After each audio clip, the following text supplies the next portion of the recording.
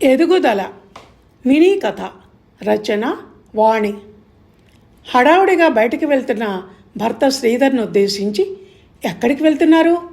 ఈ మధ్య మీకు బయట వ్యవహారాలు, పైరవీలు బాగా ఎక్కువైపోయాయి అంది శ్రీకళ. అవునే, రాజకీయ రంగంలో ఉన్న పెద్ద తలకాయలతో పరిచయాలు పెంచుకుంటున్నాను. నా ఫ్రెండ్ ఒకడు పాలిటిక్స్లో తిరుగుతుంటాళ్లే. అలాంటి వాళ్లతో ఉంటేనే మన పరపతి పెరుగుతుంది. రికమెండేషన్లు తెచ్చుకొని పనులు చేయించుకోవచ్చు. ఫలానా పార్టీతో సంబంధాలున్న వ్యక్తి అంటే మనకు కూడా సమాజంలో విలువ ఉంటుంది.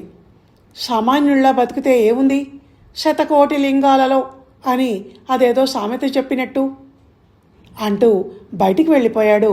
గేటు దగ్గర ఆయన కోసం వెయిట్ చేస్తున్న ఎవరో నలుగురు వ్యక్తులతో కలిసి. ఈ మధ్య భర్త వ్యవహారం బొత్తిగా నచ్చటం లేదు శ్రీకళకు. తన ఆత్మాభిమానాన్ని, ఆత్మగౌరవాన్ని పణంగా పెట్టి పొలిటికల్ లీడర్స్ ప్రాపకం కోసం పాకులాడటం, డైస్ మీద కావాలని వాళ్ళ మధ్యలో దూరి వాళ్ళ పక్కన నిల్చొని ఫోటోలు దిగటం, వాటిని ఇంటికొచ్చిన వాళ్లకు చుట్టపక్కలకు చూపించుకొని కోతలు కోస్తూ గొప్పలు పోవటం చూసి చిరాకు పుడుతోంది ఆమెకు. ఈ చెంచాగిరి ఈయనకెందుకు, ఈయన ఏంలా ఉండక అనుకుంటోంది అసహనంతో.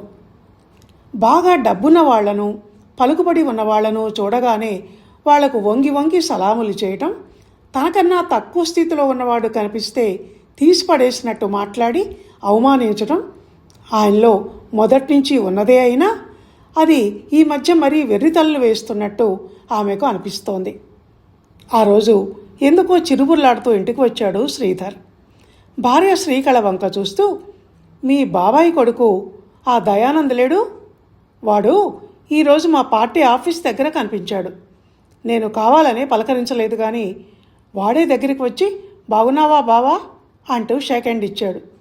ఎలక్షన్లు వస్తున్నాయిగా, పార్టీ టికెట్ కోసం ఏదో పాకులాడుతున్నట్టున్నాడు. అందుకే ఆ చెంచాగిరి, గెలుద్దామని అంటూ వెటకారంగా అన్నాడు శ్రీధర్. అది చూసి దయానందనయ్య సూపర్ అని మనసులో అనుకొని, ఒక చెంచా మరొకరిని చెంచా అనటమా?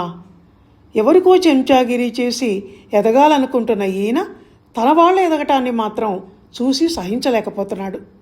ఎంత విచిత్రం అనుకుంది శ్రీకళ నవ్వుతూ. ధన్యవాదాలు.